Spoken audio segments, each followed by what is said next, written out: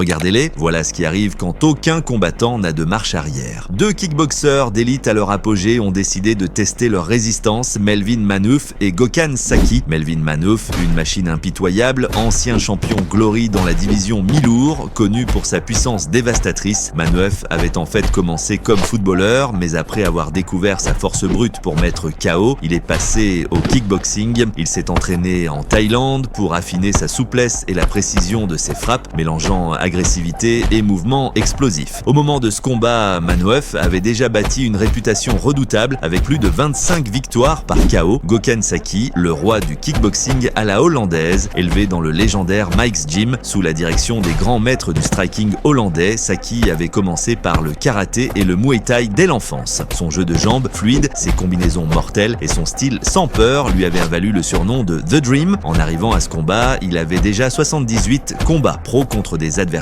de premier plan, dont Rico Verhoeven et Albert Kraus. Quand ils se sont retrouvés sur le ring, la tension était électrique. Le premier round a commencé par des jabs à distance, les deux hommes testant le terrain. Manhoef a semblé tranchant au début, mais Saki a augmenté le rythme. À mi-round, il a déclenché une combinaison de 2 coups de pied, le premier au corps, le second à la tête. C'est passé net. Manhoef est resté figé un instant, puis est tombé pour le premier knockdown. Il s'est relevé tant bien que mal, s'est épousseté et a avancé. Le deuxième round a été tout pour Saki. Il a ajouté des genoux au clinch et des crochets violents au corps. Manhoef a continué à frapper, mais sa précision a baissé. Juste avant la cloche, Saki est entré avec un low kick puissant suivi d'une combinaison nette en haut. Un autre knockdown. Cette fois, Manhoef a essayé de s'en remettre en faisant 3 pompes sur le tapis. Cela a fait rire la foule, mais la fatigue se voyait. Au troisième round, Manhoef essayait clairement de reprendre l'élan. Il a commencé avec 2 uppercuts sauvages, mais était visiblement plus lent. Saki, sentant la faim, est resté patient, puis a lancé un high kick parfait. Le tibia a frappé net la mâchoire de Manhoef. Lumières éteintes, un troisième knockdown, et cette fois pas de retour possible. Manhoef a essayé de se relever, a regardé autour de lui dans le vide et a esquissé un faible sourire comme pour dire « Je suppose que c'est fini ». Gokhan Saki a levé les mains en victoire. La foule a rugi, une fin spectaculaire. Il a prouvé encore une fois que le combat de haut niveau ne repose pas seulement sur la puissance brute, c'est aussi le timing, la précision et le contrôle sous pression. Et pour une fois, Melvin Manhoef, la machine de destruction, est tombé sur quelqu'un d'encore plus dur à briser.